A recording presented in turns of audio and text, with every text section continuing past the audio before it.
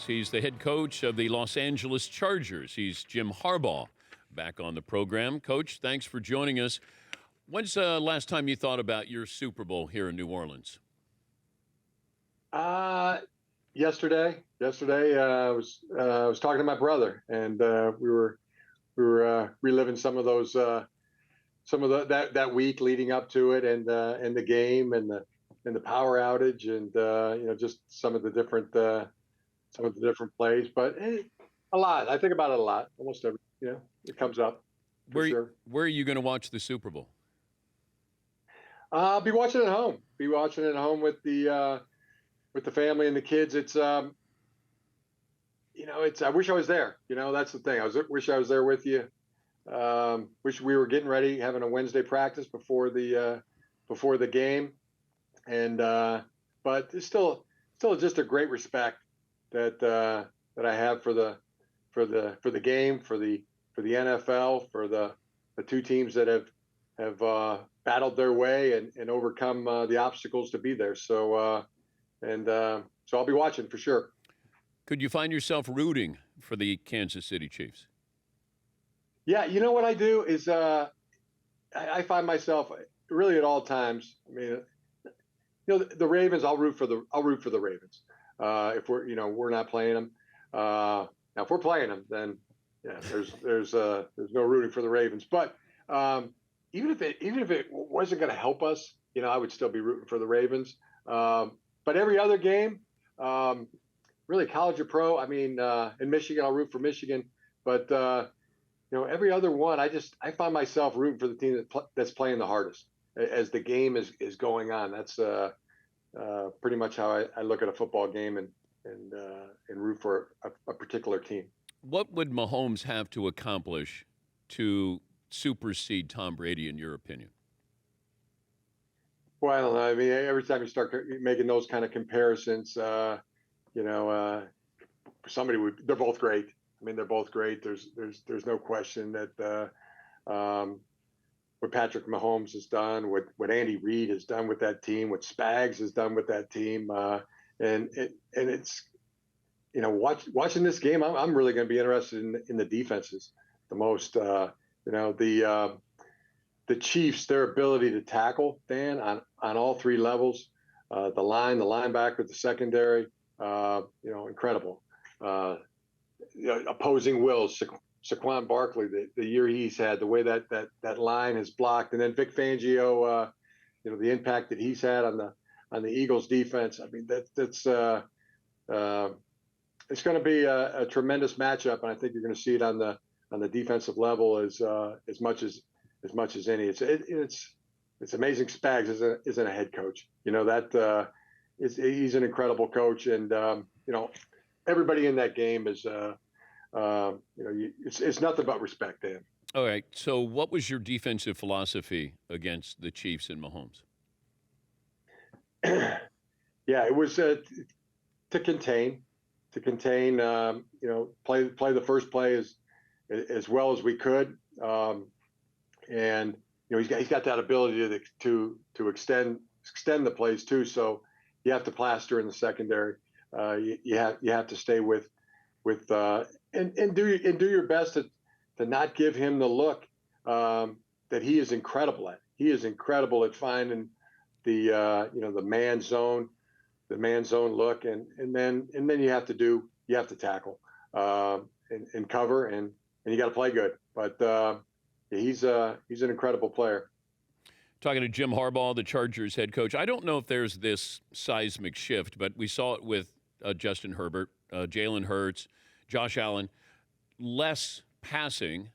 Their quarterback rating goes up. There's a little bit more running involved in this. So was that a conscious decision on your part? Because Justin Herbert threw 100 fewer passes this year, but his QBR was higher. Yeah, I mean, you want to have an identity. I mean, in my opinion, I mean that's that philosophy of being physical, being durable, being consistent, and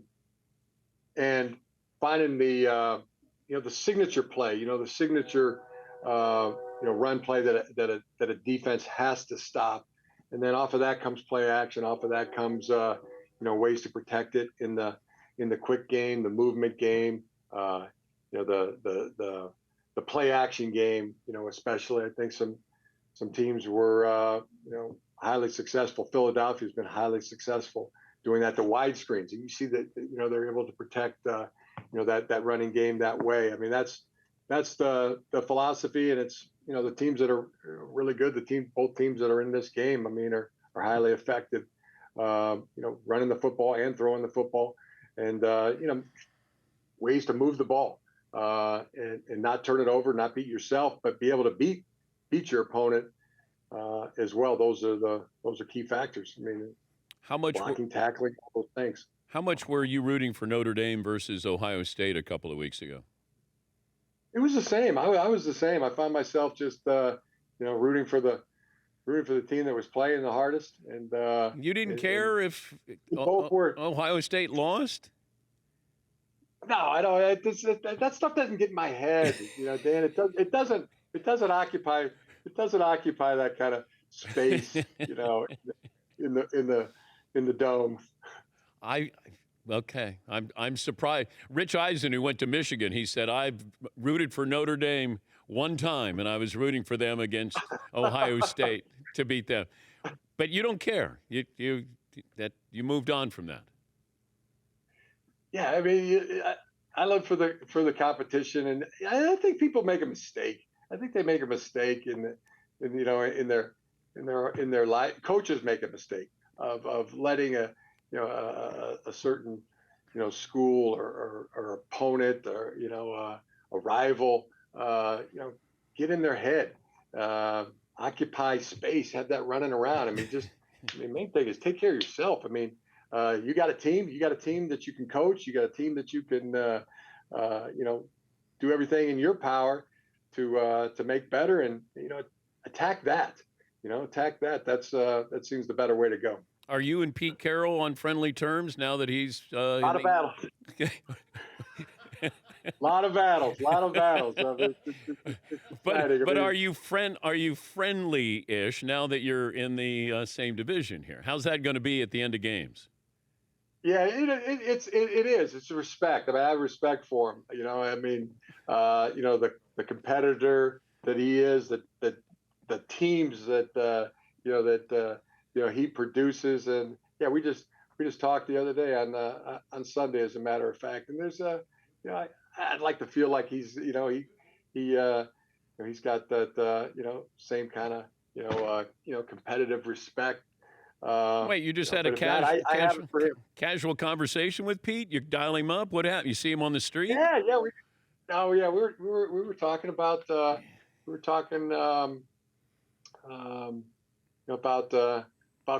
about coaches. He's putting his staff together, and get a few recommendations from folks that I had coached with before. But that was good. That was the, hey man, here we go again. We've had some battles, and about to have them again. I think you need to go in the weight room, get ready for that first game with Pete after the game. I think you need to bulk up again, Jim. No question about it. No question about it, Dan. Good advice.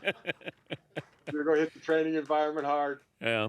It's been a good year for that. I'm getting the old Iron Horse is going in for some fine tuning. I've got my hip replaced 13 days ago, and got getting the arrhythmia taken care of, and doing everything in my power to be as healthy as I can. How are the guns, though? How are you looking? I mean, not as good as my dad. My dad has got these natural, biceps that I got to work a lot harder at it. I didn't get that. I didn't get that. You didn't get that, Gene? No, didn't get that. You're joining us on behalf of Invivid, the American biotech company. You want to explain what they're doing? Yeah, sure.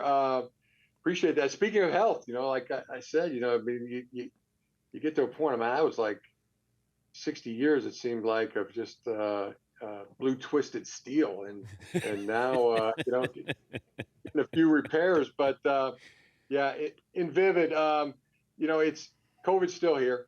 Everybody's sick of talking about it, but maybe, but it's still here, and there's long-term effects, and especially for immunocompromised individuals.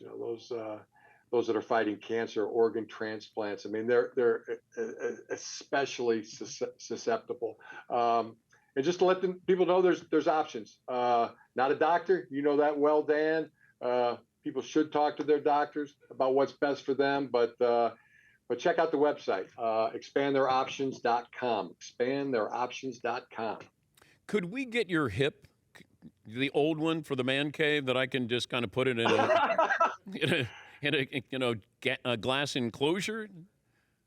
Oh yeah, I mean that's like I can't believe I didn't think of that. It's like when you get your tonsils out. Yeah. Remember when I got my tonsils out when I was 6? I don't still have them, but I remember like that was the coolest thing that the doctor gave me my tonsils, and I kept them in a jar.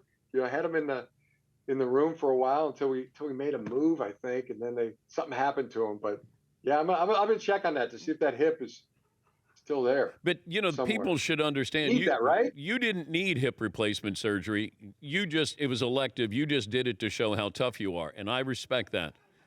I respect that, Coach. I want the titanium. I want the ceramic ball and the ready to go. I love it. Yeah. I love it. Have fun in the off season, whatever that means. No, it means attacking. That means attacking when just today. No vacation. The kids deserve a vacation? Something here. They're playing sports. They're doing their thing. Could be. There's some time with the family, but they're. It's just another day to attack a day with an enthusiasm unknown to mankind. That's the way we're treating it. Well, who has it better than we do? Nobody. I know the answer to that one. Nobody. Nobody.